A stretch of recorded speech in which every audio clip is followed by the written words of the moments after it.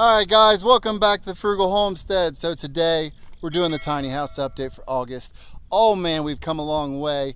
But before we even get in the video, I want to give a special thank you to Rose, who's Gretchen's mom, who came down on her birthday, and one of her stops on her birthday tour throughout here in Hocking County was stopping in to check out our tiny house. She follows the tiny house movement. She's been watching our videos since the start. She came down, she got to lay hands on stuff and gave us the big approval. That was amazing. It felt really good. It felt good to share the passion for a small place with someone else, to see others be able to come down and enjoy the thought process that went into this house. She has become a very big inspiration. She's always willing to give a kind word, and we just want to say that we appreciate you, Rose. And now let's continue on, because we got a lot to show you in the tiny house this month. I got some stuff done. All right, so here we go. As we walk in, one of the first things I'll show you, because I left the panel off just so I could show you, is there's no more wires hanging out of the box. Granted, it's a spaghetti mess. I realize that. We are going to completely redo this after we're moved in. We'll just shut the main power off, set lights up, and I'm actually going to do all of it against the sides of the box. But all the electric is hooked up. It's done. That said, we still have this 220 here that's turned off, that's being split into two 110s. I got to change the breakers out.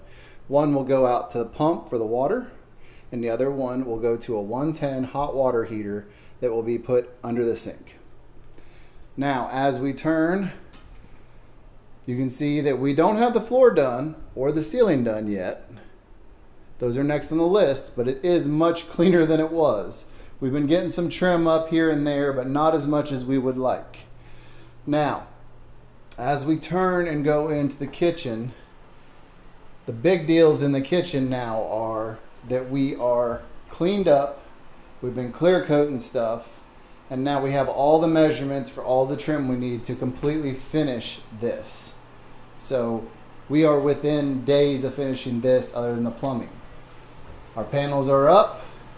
I have built the new vanity and the door, and the top is made out of butcher block. It's all being sanded and painted right now to match our epoxy walls here. And then Missy is going to stone all above it here, just like we did here in the kitchen. Now, we do have the sink in.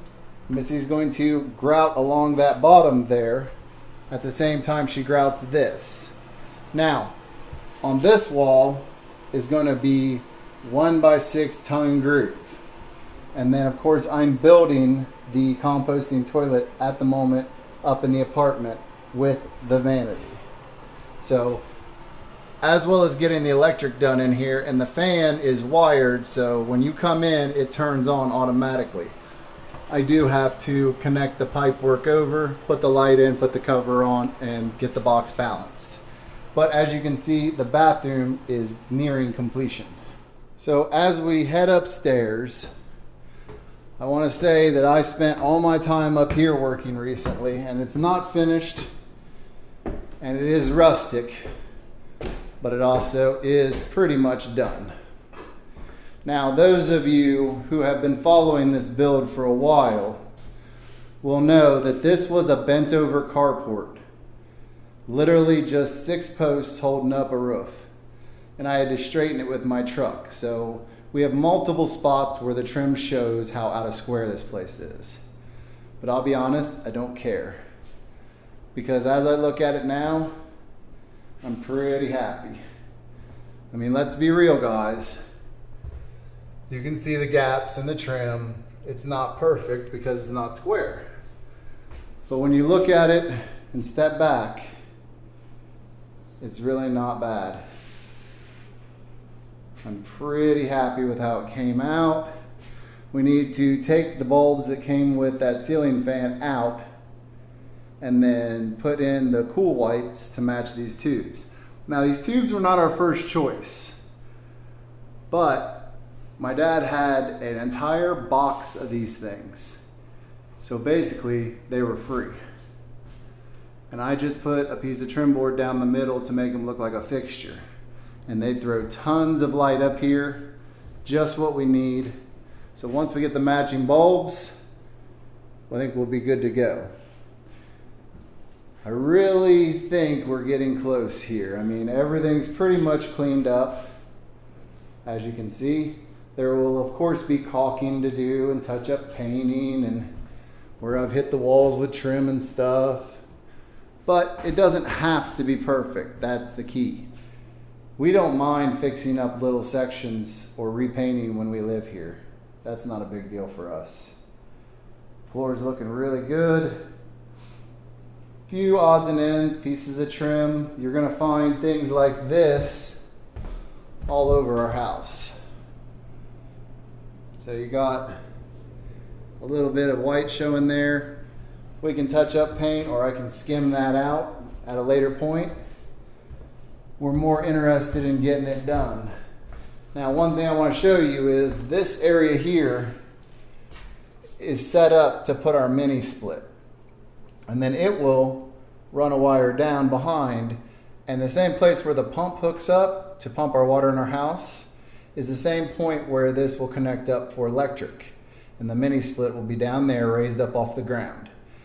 This will also be powered by solar, so it will pull from the solar, and when it doesn't have enough wattage, it'll pull from the house. So our house will be heated and cooled, and even if the power goes out, as long as there's sun out, we will have air conditioning and heat. So we're really looking at a nice, efficient build.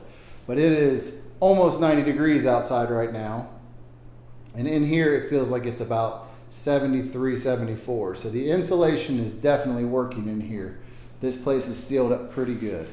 Now, what I will say is this has been a journey, and it's coming to an end. I mean, don't get me wrong, we've got days and days of just running around, touch up paint, clear coat.